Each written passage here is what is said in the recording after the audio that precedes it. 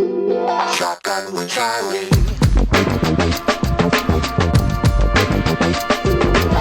Riding shotgun refers to the practice of sitting next to the driver in a moving vehicle.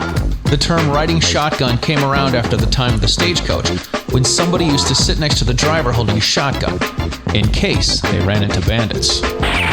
My name is Charlie Cook, and I drive a lot. I like to talk to people while I'm driving, so I interview people in my car while I'm driving. Welcome to Riding Shotgun with Charlie.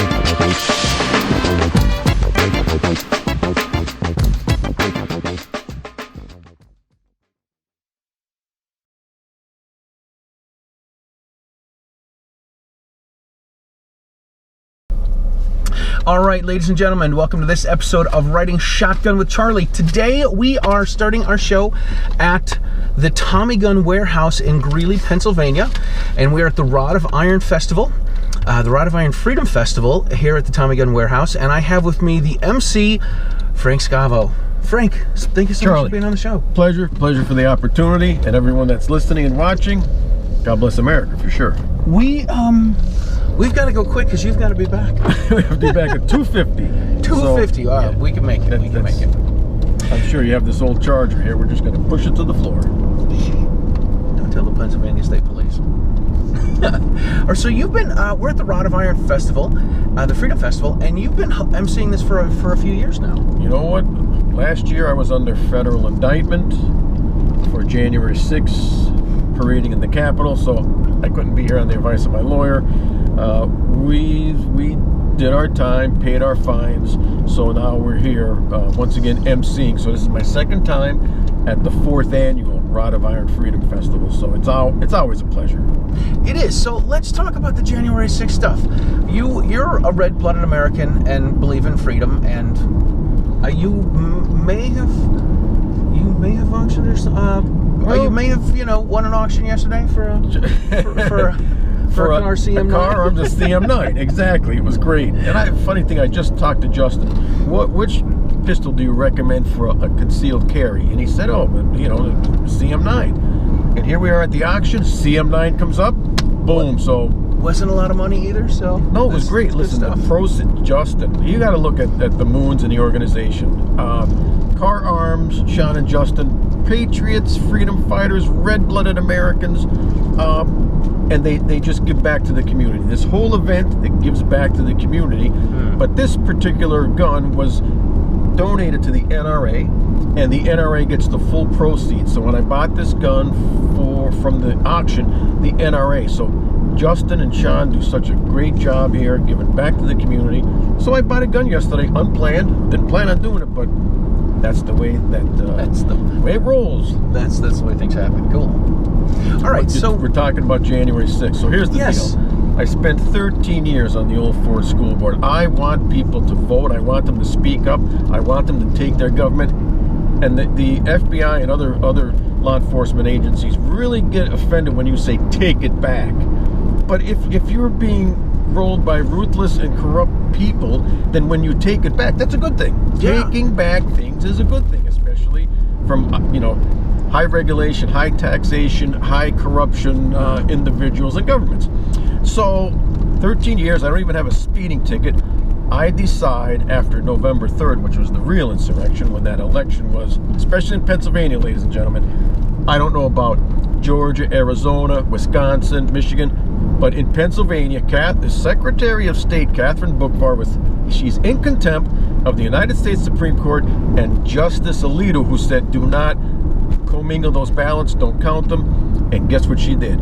She just threw them in. So my congressman invited us down because the Pennsylvania congressmen were going to contest the vote in Washington. So we go down January 6th. I take 4 buses filled with patriots right from Joe Biden's hometown of Scranton. We leave at 5 in the morning. The media's there, the press was there, and the Scranton Times, who's a liberal rag that puts out false fake news narratives, right? Mm-hmm. They asked to be embedded, which I said, absolutely not. You're not coming on this ride. You'll already give us a hit piece article that's no good. You're not coming. We don't need it. So we roll down to Washington, D.C., and we get there. And when we get there, it's It's unorganized. It's a little bit confusion, no chaos, no hint of seditious action, nothing. But I just noticed, instead of 5 million people being there like I hoped, there was whatever the number was, 300,000. So we're mulling around the grounds. I'm with Teddy Daniels. Trump is speaking at the ellipse. The crowd is down there. And we make our way to the Capitol. This is about 11:30 in the afternoon. There's absolutely no one in front of the Capitol. But also missing is Antifa and everybody else that usually, when we went down there in October, there was Antifa, there was fights, skirmishes, there was police. Wow. There's all security all around. And by the way, there were Porta-Labs, Job Johnnies all around in October. For January 6th, there was none. So they were punishing the people that went there because there was no place to go to the bathroom, and there were lines. Wherever there was a bathroom back at the ellipse, there were lines. And I have to mention that because this is all part of the plan. This was planned. So we proceed to go to the Capitol. Nobody's there. So Teddy said, let's go for lunch. He knew where to go, right next to the Republican National Committee. So we walk around the Capitol. We're at this little, like a little deli next to the Republican National Committee. And just before that, we had taken our pictures on the steps of the Republican National Committee. We ordered our sandwiches. We're sitting out front, and here comes 20 police cars rolling up. They roll up, and they're like, you got to get out of here. Now we're like, you don't think we did anything wrong? Right. This was the pipe bombs at the RNC. We were standing right there, and here comes all the cops, dogs, bomb units, they're rolling in. So we left, we went about a block away, and we later find out, I mean, there's cop cars rolling all over DC because of this. I mean, they're screaming through intersections. We didn't know this, but that was where the pipe bomb was, right next to us. We stood right there on the steps. So we continue to walk around the block. We sit down, eat our lunch at another place on a curb. So we're walking back towards the Capitol, and it's about 1 o'clock in the afternoon. And I'm saying to my guys, you know what? Maybe we'll hit the bus. We'll go back because it's over. There's nothing really happened. Trump spoke at the ellipse. Whatever was supposed to happen. There was supposed to be multiple speakers. I was supposed to speak. Teddy was supposed to speak. Sean Moon was going to speak, but it never coalesced because the day was totally unscripted, and there was really no organization. Stephen Williford, who was the guy that shot the shooter at the Sutherland Springs Church, Texas, yeah. He was supposed to speak. We're looking for Stephen Williford, and it never went down. It never materialized. So I'm like, hey, you know what? Let's go back to the bus or walk over to a bar and have a beer. Okay. We're kind of going up to the Capitol. We're all going to meet, and we hear 2 flashbangs. Teddy did. Teddy knows what these are because he's a former cop. Teddy Daniels. Boom, boom. He says, Frank, you hear that? I said, I heard something. He said, let's walk around to the front of the Capitol and see what it is. We walk around to the front of the Capitol. Now in the back, there's nobody there. There's no security. There's no tape lines. There's no. We walk around to the front. We're on the side of the building, and we're standing with the police. Now we could see a small number, maybe 100, of people are attacking the Capitol, in the front of the Capitol, on the reflecting pool side that faces the Washington Monument. The rear faces the Supreme Court. So we're there, and there's a small number of people climbing the scaffold, but we can't see if they're trying to break the windows, but they're doing something. But the amazing point to observe, which leads me to say at the setup, we're standing next to the police, multiple lines of police, and there were barricades on the side, but there's no chatter. There's no need assistance. There's no send police over to this. There's nothing going on. They're just witnessing what I would think they would want to stop. Like, why are you letting these guys climb the scaffold? And why are there police standing here and not moving to say, get off the scaffold? Right. There's nobody saying, stop, move, go away. And we're just standing there with the police observing this. And Teddy's like, this is strange. This is strange. So Teddy says, it's getting a little hot here. Meaning there's all this activity, nefarious. He said, let's go around to the back of the building. Now we were there for about 10 minutes observing this. Then, worthy of note, I saw a couple of vans pull up, and these they had the police with the tactical gear on. But they never went anywhere or really did anything. I figured, okay, they're going to move these guys off the scaffolding and clear the front of the Capitol. Sure. And it happened. So, anyway, we walk around to the back of the Capitol. And as we're going, we're talking to the police. And there's really no sense of, you guys got to get out of here. You're trespassing. This is going out of control. You know what I mean? Like, you know, this, like, please leave. You're going to be arrested. No warnings, no nothing. It's just like a normal kind of day. Right. Because in the back, once again, no security, and it was quieter. But I will note this: as we were leaving the front of the Capitol, the crowd from the ellipse, the Trump speech, was not here yet. They were coming up Constitution Avenue. We could see them coming en masse, huge mass of people. But the assault was already underway in the front of the Capitol. It had nothing to do with Trump speaking at the ellipse.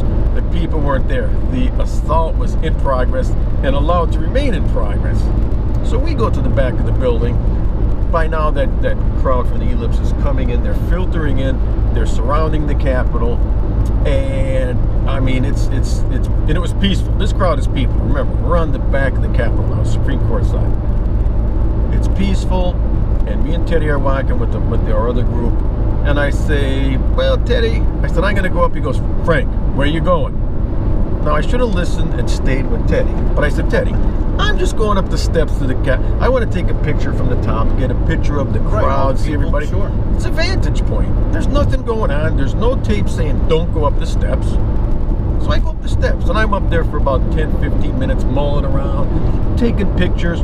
There's 3 large sets of arched doors, heavy, old oak doors, no key fobs on the outside, no handles, no locks, which obviously means that they're magnetically controlled from the inside. You're not getting in. So I'm up there, I'm taking pictures, videos, and I'm in this huge sea of people. So all of a sudden they're going heave, and they're pushing against the doors. Now I'm halfway into the crowd, so I'm getting heaved up against the door, but I'm left. I'm like, you're never going to open the door. Right. So I'm like, heave, yeah, okay, heave. 30 seconds later, boom, 3 sets of doors open simultaneously. Wow. Curiosity killed the cat. Could I have turned around and fought my way out of that crowd? Absolutely. But guess what? I'm like I said, curiosity killed the cat. I'm down there.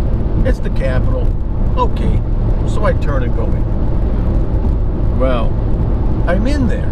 I start chanting whatever they were chanting. Defend the Constitution, defend your liberty, a couple things. Yeah. But all of a sudden I say, well, you know, if we're in here, then they're going to lock these doors and we're all going to jail. So within 3 minutes of being in there, you know, the initial, let me tell you, that was a euphoric, out-of-body experience. It was crazy, adrenaline rush, because now you're in the Capitol, and there was thousands in the Capitol, thousands, which, by the way, not everybody was arrested and went to jail. The guy sitting right next to me, Jaden X, that had me on video, he didn't go to jail. He was not authorized to be in the Capitol, and he's not in jail. He didn't get prosecuted. Why not? Why did I and not him? Because you have a 2-tier justice system in America. So, within that 3 minutes, I said, I got to get out of here. Now, I was in the Capitol once before on a guided tour. I don't know where I'm at. So I decide I'm going to walk down this hallway, go down these steps, look out the window, and see if I can get my bearing.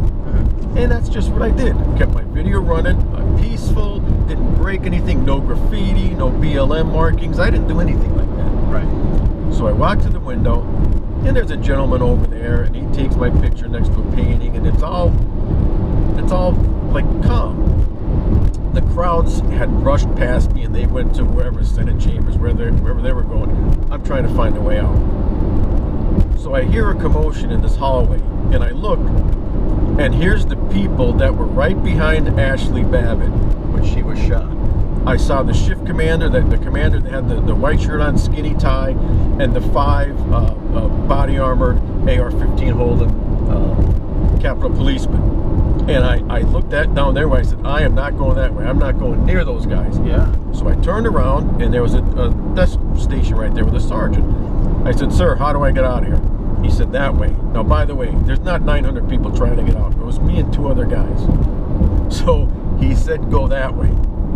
Okay, so I went that way. I go through a vestibule. I'm out on the portico now. I'm almost out of the building, and I see another group of policemen. And I said, guys, how do I get out of here? They go that way. So I go walking out, and in less than 10 minutes, I'm out of the building. From starting up on the 3rd floor, walking down, getting out of there. So I am now out of the building.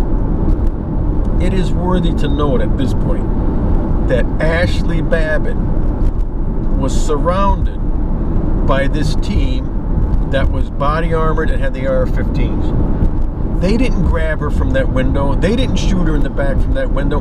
They were there standing right next to her and didn't see her as the threat that Sergeant Michael Bird did. So how can you, it's a secure location. Here's a woman trying to climb through a window, and she gets a kill shot. But yet she's right behind her are these Capitol policemen that could have easily said, step away, step down, pull her back. So you've got an issue to answer there, America. Like that was what? The only person that was killed that day was Ashley Babbitt. Right. And why? So after I make that observation, I go outside and I meet Teddy and the rest of the guys. And, naturally I told them I was in the Capitol, and they're like, man, wow, that's, crazy. But at that point we said, no, let's get out of here. Because after, I'd say an hour and a half, now you saw some National Guard start to come in. You saw some additional police forces, which is also worthy of note. At the rear of the Capitol, once the unarmed Capitol Police came up and started walking single file up the steps of the rear of the Capitol, single file up the steps unarmed, the people that were on the steps of the Capitol peacefully came down the steps. They didn't have to yell at them. They didn't have to tear gas them. Everyone began to disassemble. Oh, you had to take it right there. Oh, you're going to go this way. Yeah. Okay. You know your way around here. A little bit. I've been here before. I took this trip with Steven and Teddy a couple years ago. All right. So, listen, the front of the Capitol is under assault. You have the Antifa, you had people there long before the ellipse. And this goes to prove the innocence. The people at the back of the Capitol that were Trump supporters that came from the ellipse were singing God Bless America. They're waving flags. There's no real, there's no organization. There's no treasonous, seditionist insurrection. Because like what I said, the unarmed police go up the steps, everybody starts walking down, and it's basically over. Everybody is now leaving to go home. So, like I said, I had 4 buses, 200 people.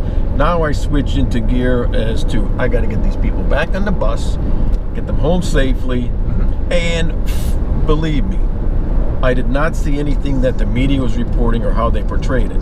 Right. So all I saw was a couple of out-of-control people in the front of the Capitol. The rest of it was not as bad as I thought. Right. But then I get to see the media. So I get them back on the bus, which took until 6 p.m.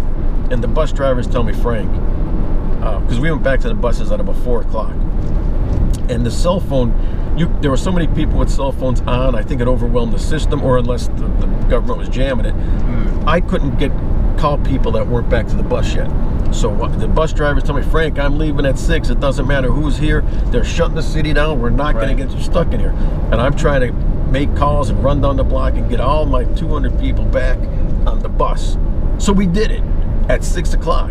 And the bus driver pulls out, and people are telling me what a great day it was, best time of their life. People that had served in Vietnam, there's 75-year-old guys there, people, old ladies with walkers they just had such a good time, because it's not a crime to go to Washington, D.C., even on January 6th. Right. So buses roll out, everybody's happy, January 6th is basically over, until I get home and I get a text from my wife that says, oh my God, did you see what happened? I'm like, not really, but I was down there, I really didn't see what happened. I get home, I watch the media, it looks like World War III. It looks like Minneapolis in 2020. But it looks like Beale, it looks like CHOP, Antifa, Seattle. It looks like that stuff, which they occupied for months. They held people hostage for months in those cities. This was over in an hour and a half in Washington, D.C. I mean, it was really, I won't say it was nothing, but it was, in comparison, 2% of what happened across the country. Right. It was 1%. Almost nothing. Almost nothing. So, I get home and people start calling me. Hey, man, that was pretty rough down there. And they said, well, your picture's on the internet now. You were down there, and people are calling you a domestic terrorist and a seditionist, and they're calling you an insurrectionist. I'm like, well, and I will tell you this, I lied to the media. I thought there was no way I was telling anybody that I was in the Capitol. It was too hot, and when they came and, did interviews with me, which, I've talked to the press before, I told them everything about the day except for being in the Capitol. So I would call that taking the Fifth Amendment and not disclosing I was in the Capitol. Right. When the FBI called and said, Mr. Scavo, we'd like to talk to you, I immediately called my attorney, former Attorney General of Pennsylvania, Ernie Preet. I called him, I said, Ernie, went to Washington, which Ernie knew, and I said, I have to tell you, I did go in the Capitol. He said, holy jeez. Right, said, I may not have told someone else, but... Yes, I told my attorney. So he says, we have to contact the FBI again. So that's why I called her, because the FBI called me, and I've learned from watching every show and what they do is you need an attorney present. You do not talk to anybody anytime without an attorney for anything. So, we began that process. I signed the agreement, had the retainer. Yes, it cost $60,000 to get not out of this, but get my sentence and do my time. So I believe because I did secure Ernie Preet, I wasn't perp walked. So I was allowed to self-surrender. What was the crime? They charged me with 4 instances in a restricted zone, but in the end I pled to parading in the Capitol. Now the interesting thing is Susan Sarandon has been arrested for parading in the Capitol twice and has been louder and more boisterous in this double-tier judicial system. You think she went to jail? Yeah, no. No. Okay. Vanity Fair. Oh, she's so great for protesting in the Capitol. Oh, okay. Well, I really didn't even protest like she protested. I tried to get the hell out of there pretty quick. I didn't plan on getting... Like, she was arrested in the Capitol. Oh, right. Okay. I wasn't arrested in the Capitol. Oh, I went home. Neither of my attorneys, nor the rest of America, knew what these guys had planned. Right. Because the long story short, we had cooperated with the FBI. The FBI had told me they were worried about another event like this happening at local capitals. Now, I'm not saying I'm connected, but I told them, I said, that was it. It's over.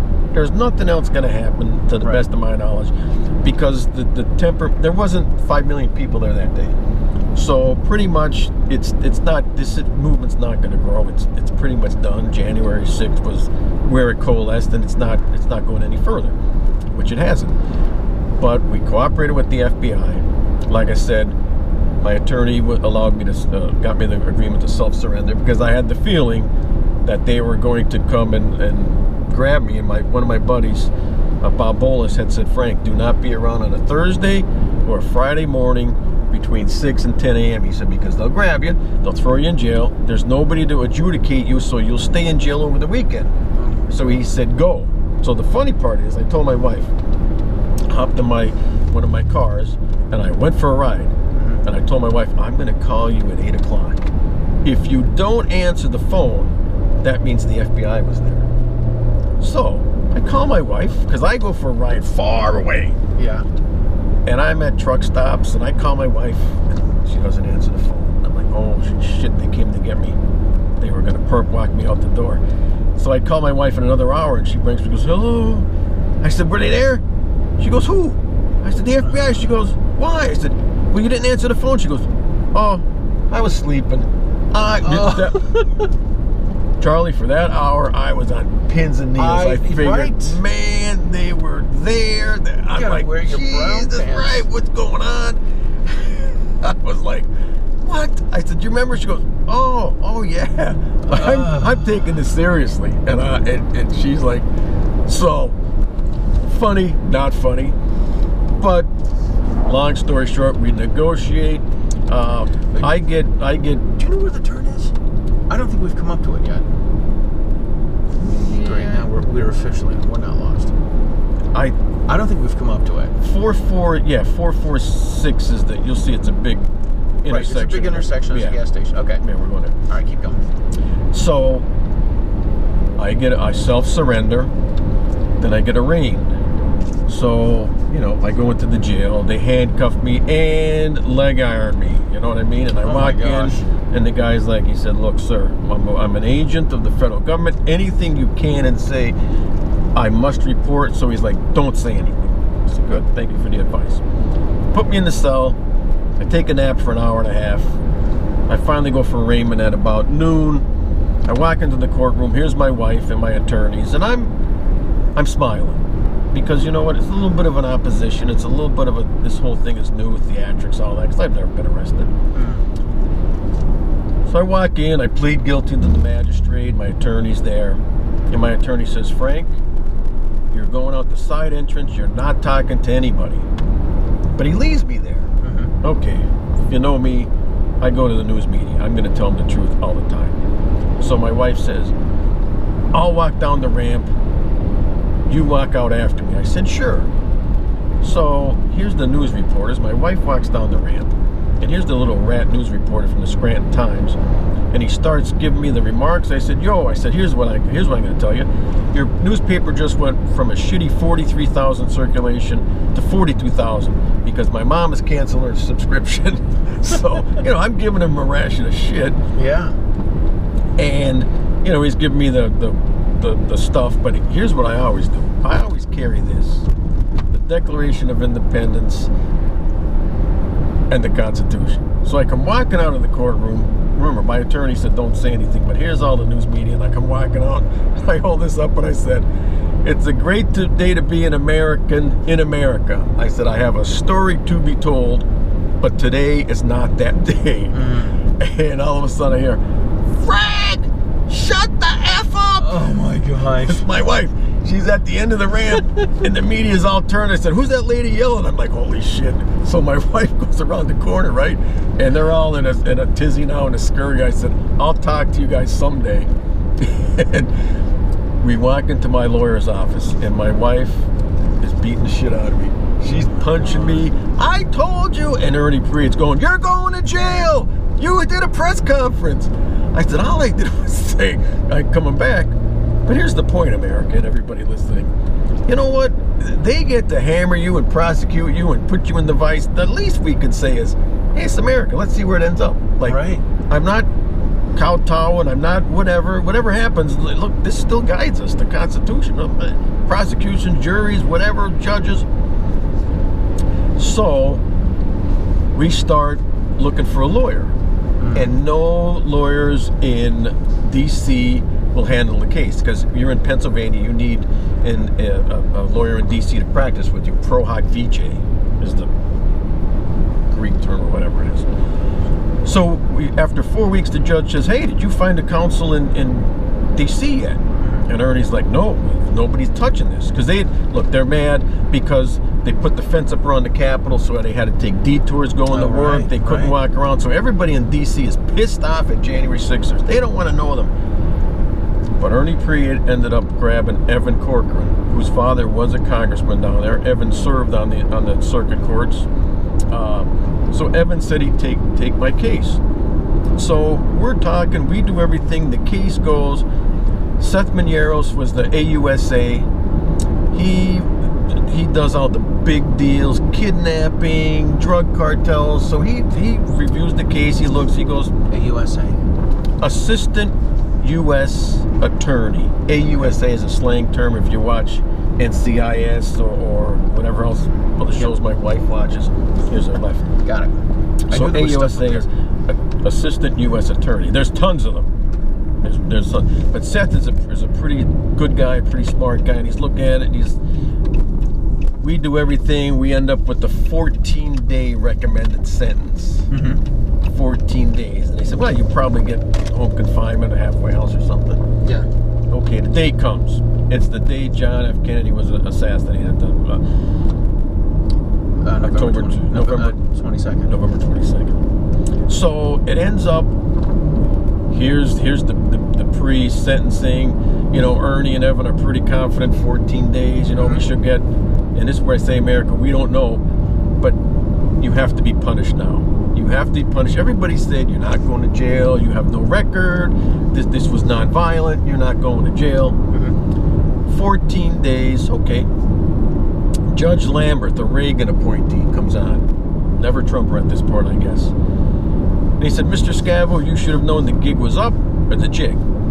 I said, Your Honor, I said, the doors opened simultaneously. And he remarked, the last guy that told me he was let in because they opened the doors received a 41-month sentence. Now that was Jacob Chansley, the QAnon guy. And I researched Lambert and I looked at everything. I was like the 13th person, one of the initial ones to take the guilty plea because I was hemorrhaging money. Remember, $60,000. I'm done. I'm done. I could have fought. I could still be fighting at $60,000. Done. So I said, yes, Your Honor. And I stopped arguing the point because guess what? I don't want 90 days. I don't want 120. So he said, I sentence you to 60 days. Good luck. My attorneys were dumbfounded. They didn't say anything. Charlie, it was quiet. Wow. We did this by Zoom. Thank God there was COVID, because if I had to bring attorneys down to Washington, D.C. this many times, it would have been $120,000. So my attorneys are speechless. Yeah. They couldn't say anything. And finally, Evan spoke up and he said, well, Your Honor, can Frank self-report after the holidays? I'm like, thank you for saying that, Evan. Right. Because I would have been remanded. It's over. I'm going right to jail. Nice. And he said, yes, good luck. Now, I'm one of the few that did not get probation. I'm free. I have no papers. I still have to pay the fine of $5,000, but I have no papers. So, long story short, I spend the holidays with my family. I have a kidney stone attack. I have to go. I was delayed entry into the prison until February 21st, President's Day, because of these kidney stones. We had procedures to get rid of them. So now I report to Fort Dix. But I think, now everybody said, oh, you're going to the camp. And camp is not general population. So I walk into Fort Dix. One of the guys stands up and he goes, what are you doing here? You don't belong here. He's like, just get in here and do your time and get out. I don't want to hear anything. I said, that's okay. I said, I'm going to the camp. Now the guy's over there behind the computer. He looks up, he goes, no, you're not. I'm like, what? He goes, you got flexed up. I said, what's that mean? He goes, you're going to general population. I said, oh, I figured they're screwing with me. So here I am planning to go to a camp, which is a nice, off thing, golf maybe from what they say. I don't know. I was never there. But now I'm going to general population. Maybe some TV. So now I'm going to Gen Pop. That's what they call it, Gen Pop.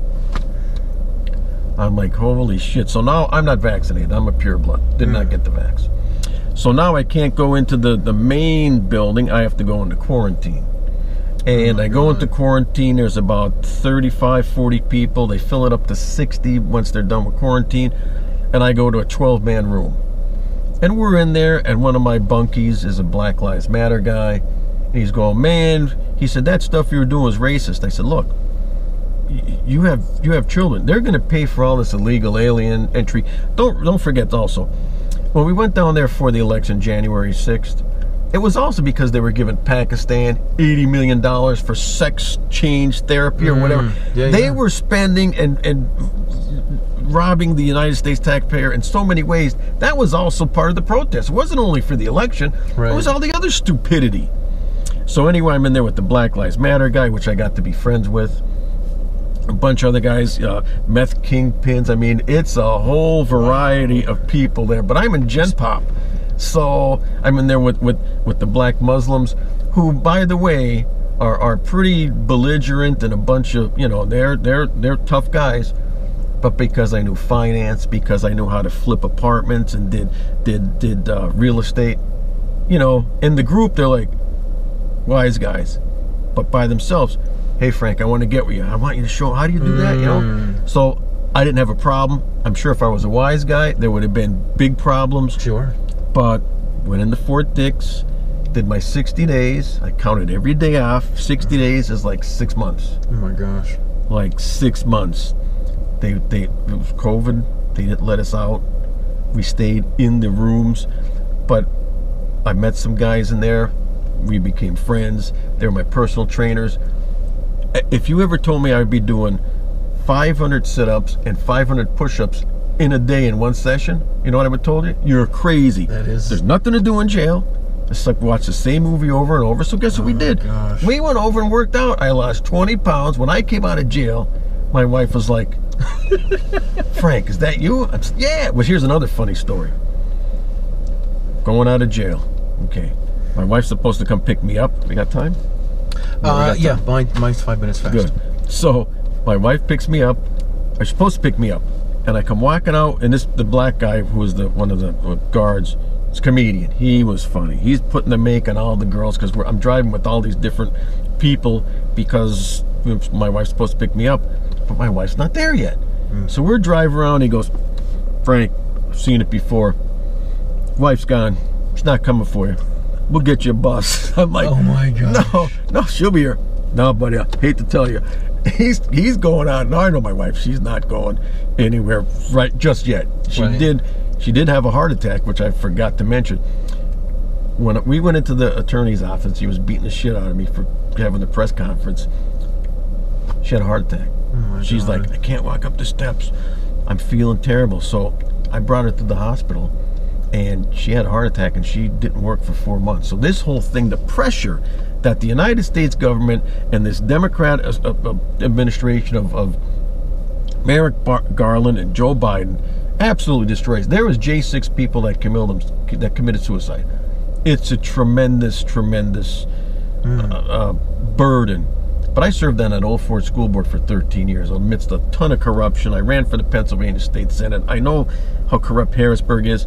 So I was kind of prepared for this. But if you're an average Joe just walking in there and then you have to put up with this, I couldn't imagine that. that's why it's not. I won't say that it's not a big event. I'm used to fighting everybody for the Constitution, taxation, rights, all this stuff. So, you know, it's what Benjamin Franklin, Thomas Jefferson. You know, they jailed Benjamin Franklin's son because he was not. He did not want to separate from the King of England. So that shows you how families were divided then, they're divided now. But long story short, my wife does pick me up, and we asked her, where were you? She didn't want to use the Job Johnny outside of Fort Dix. She went to the Burger King because it's COVID, they were closed, so she went to the Wawa. She had to wait in line, so she was gone for a good half hour. I was like, Wawa. so yeah, and she's like, why? I said, because these guys said you left. They were going to get me a bus to take me I was going back if you weren't here. Yeah, so crazy. It was a crazy time, but we served our time, 60 days. I came out, and you know, I had to surrender my guns, got my guns back. Had to surrender my passport, got my passport back. It's a misdemeanor, no problems with voting. You know, I just purchased a firearm, so the instant background check, that's clear, which it wasn't. I had won a Tommy gun at a dinner at the Camp Freedom, and I filled out the instant background check, and they came back and said, not you. So I had to do a contest letter and do all that stuff. So gosh. Yeah. So I'm getting on an airplane to go to Cancun for a vacation. Let's see if I'm on the no-fly list and what happens there. I shouldn't be, because this was only a misdemeanor, and there's no probation, which I think, you know, thanking Judge Lambert, because he's a Mason, and a couple Masons sent him letters showing how I worked the soup kitchen before my sentencing. I went out and picked litter on the highways. Before this, I've always helped in the community. Fire departments, helped police departments, helped everybody with whatever they had. passing out free hot dogs and steak and cheese to fire departments during COVID for lunch. Whatever's there in the community that they need, that's what I do, because we're all in this together. Yeah. I mean, we're all in this together. So I think Judge Lamberth gave me a little bit of dispensation there. Although he gave me 60 days and the AUSA only wanted 14 days, I think these guys all march in lockstep. So if he only gave me 14 days, the pressure from his peers, because they hate Donald Trump, they hate January 6ers, he would have been blackballed. So it's easier for Lamberth to give me a harsher sentence and save his work atmosphere than it is to say, this guy cooperated with the FBI, he really didn't do anything, non-violent, I'm only giving him 14 days. It's not an option for him because he has to fit in with the clique. Right. And you know what the clique wants. They want, look what they're doing to the January 6th guys now. They're asking to be transferred to Gitmo out of Washington, D.C. jails. Now, you want to go to Gitmo instead of being Washington? That's how bad it is. Damn. So, political prisoners, listen, I didn't suffer like those guys. We have to keep them on our prayers, but also take some action and get those people released, because in New York City, you saw subway shooters and all these guys, they're back out on the street relatively quickly, right? 24, 40 hours. And these guys, for the foul insurrection, are still in jail for a year and a half. Man, that's crazy. So hopefully that helps spread. And I'm writing a book. When I was in jail, and the book is going to have some excerpts from my prison buddies. Because when I got in there, they said, Frank, they don't put people in jail for misdemeanors, and this place is too dangerous for you. So, not that I had a protection circuit, but they were all like, we understand. Because I told them I was in jail for federal trespass. Not everybody knew I was in there for J6. You know what I mean? So I'm not going in there and broadcasting that. Because in jail, all they watch is CNN, Black Entertainment TV. They're non-conservative. Right. But they know right from wrong. And they hate, if there's one thing they hate, it's when the men go into the ladies' locker rooms or bathrooms or in the swimming pool and they compete, right? You know what they say? Man, that's trash. And trash is no good. And if there's one political thing that they don't like that this election will turn on, it's that. It's the transgender stuff and guys in girls' bathrooms. They don't agree with that at all. Everything else, you know, como se qua. Right. But that stuff, they don't like it. So crazy, but and here we are today at the Rod of Iron Freedom Festival, just trying to get that message out there. Absolutely. Speaking of the message, you've got to go. Yeah, pretty much. We're right about there. We are. Thank you so much for being on. I'm going to close this out and do some editing magic. All right. Where can people find? Pretty easy. I have one. I'm on Twitter a little, which I was deplatformed. Facebook got rid of me, and so did Twitter. But I'm back on Facebook, and I use my jail name, Franco, Franko, Scavo, SCAV as in Victor. Oh, I'm on there, friend me, and that's pretty much what I do. I post all the stuff like Rod of Iron Freedom Festival, all my political commentary, and if I'm sitting in the middle of a stream drinking a beer, I'll post that too. Awesome. Frank, thank you so much, man. It's been a pleasure, man. I appreciate it. Thank you very much. Everybody out there, we'll see you as soon as Charlie posts this. Yeah. God bless America. Don't give up, don't give in, and keep fighting for our rights, because nobody else will. No kidding. All right. See you in there. Thanks a lot. All right.